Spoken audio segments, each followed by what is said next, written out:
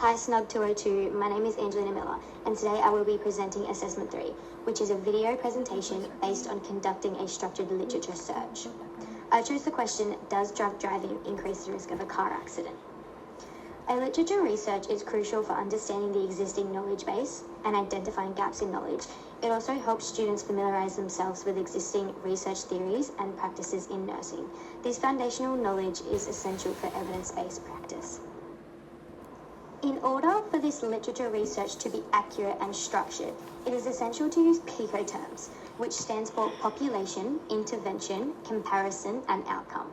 These words will help the research stay relevant and accurate when searching databases. When using PICO, it is crucial to find the alternate word to each component. This allows us to broaden the search. For my PICO terms, I have population as drivers, intervention as drug driving, comparison is driving without drugs, and my outcome is risk of car accidents. Then for my alternate words, I have population as motor vehicle drivers and vehicle operators. For intervention, I have driving under the influence and drug impaired driving.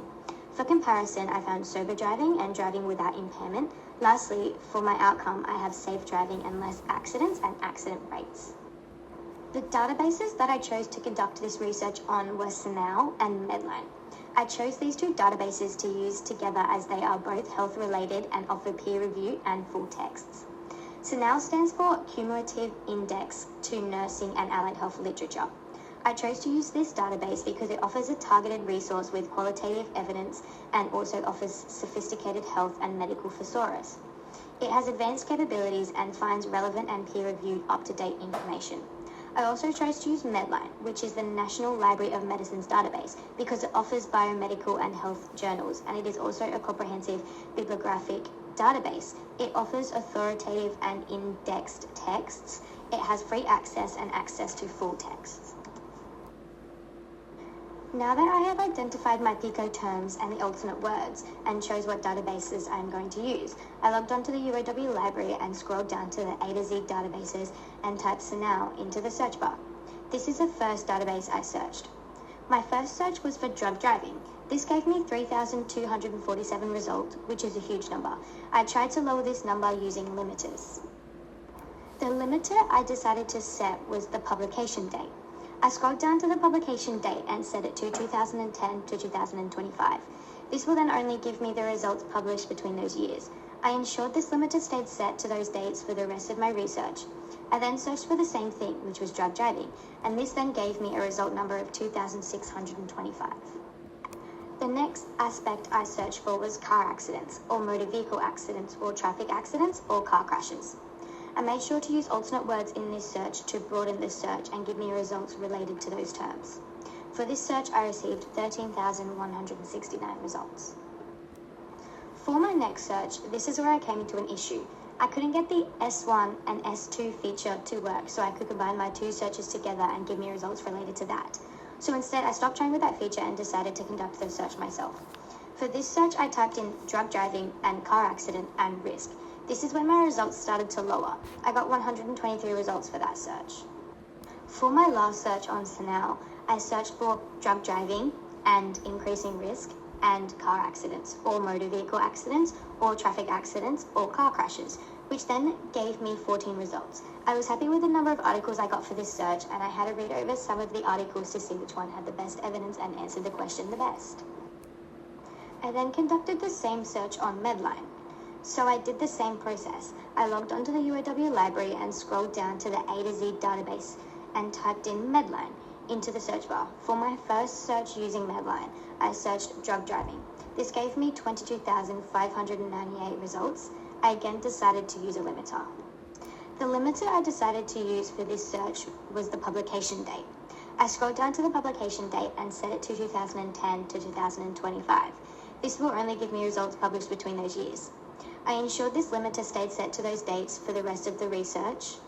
I then researched the same thing, drug driving. This then lowered the results to 16,329.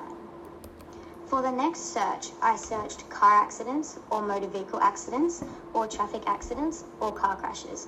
I made sure to use alternate words to broaden this search and give me results related to these terms. This search gave me a result of 32,414. So again, for this search, I came across an issue on this database as well. I tried again to use the S1 and S2 feature but could not get it to work, so I just continued my search without that feature. The next thing I searched for was drug driving and car accident and risk. This gave me 296 results. For my last search on Medline, I combined all keywords and searched drug driving and increasing risk and car accidents or motor vehicle accidents or traffic accidents or car crashes. This gave me 38 results. I was okay with this number, however, I wanted to see if I could get the results a little bit lower. To try and lower the number of results I was getting, I searched the same thing: drug driving and increasing risk and car accidents or motor vehicle accidents or traffic accidents or car crashes within Australia. This did not shorten my result as I was still given 38 results. Although it was still a big number, I decided to read through a few articles and was able to disinclude some of the articles as they did not have the best evidence. I read through some articles on both databases and decided to choose one from Snug, which was the role of drug and alcohol use and the risk of motor vehicle accidents in Shiraz, Iran. I chose this article because it was a case study that had been expert peer-reviewed as well as peer-reviewed. The full text was available and it showed statistics and results. All methodology to find evidence was displayed and all referencing was listed. The article I chose answered the question, does drug driving increase the risk of car accidents? Because it was a case study conducted on 441 people who survived car crashes while being under the influence, which meant it had real-life experiences. Drug testing was conducted on these 441 people to understand what drugs were taken that could have contributed to the car accident. Other statistics and evidence listed in the article were found and searched with the World Health Organization, which alone is a reliable, relevant source. Some of the evidence displayed in this article included a case study on drivers involved in road crashes that led to injuries in Kerman, Iran, which 14.4% of those drivers were under the influence of opioids. And lastly, this article showed statistics and the percentage or chance of being involved in a car crash while under the influence of each drug. This article had loads of evidence and statistics and real-life experiences, so I believe this article answered the question well. The reflective framework I chose was the role framework, which has three aspects: what, which is a descriptive level of evidence, and so what, which is a theory and knowledge building, and lastly, now what, which is an action-orientated reflection. So for the what, while conducting this research, I did come across a few issues. When I started to conduct the research, I was finding it hard to limit the number of results I was getting, and some of the results were not relevant to what I was searching.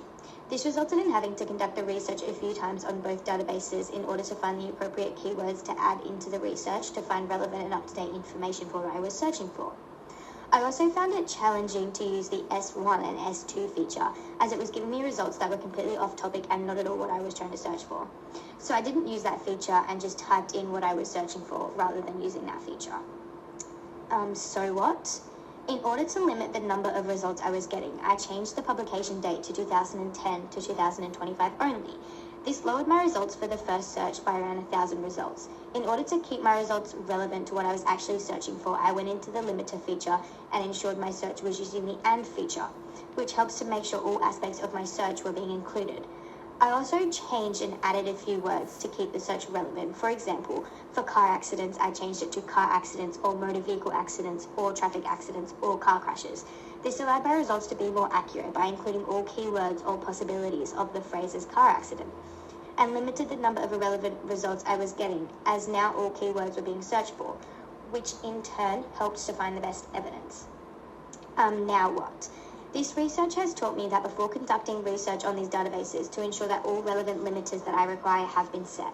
For example, setting a publication time frame of only results being published from 2010 to 2025. I learned that limiters in research databases dramatically lower the number of irrelevant results being shown, which in turn shortens the time spent on the research to find the most relevant article or journal. Searching for the same result on two different databases has shown me the importance of actively searching different databases and why it's necessary, as when I'm searching the same thing in these databases, I was getting different articles from each and had to read the articles to see which one has the best evidence and is the most likely to answer my question and is the most relevant. Moving forward and when conducting other research, I will ensure to set all required limiters and actively search different databases rather than one to achieve the results I'm looking for. I also make sure to ask questions about features I'm not sure how to use, so when I conduct another research, I will be prepared and know what I'm required to do.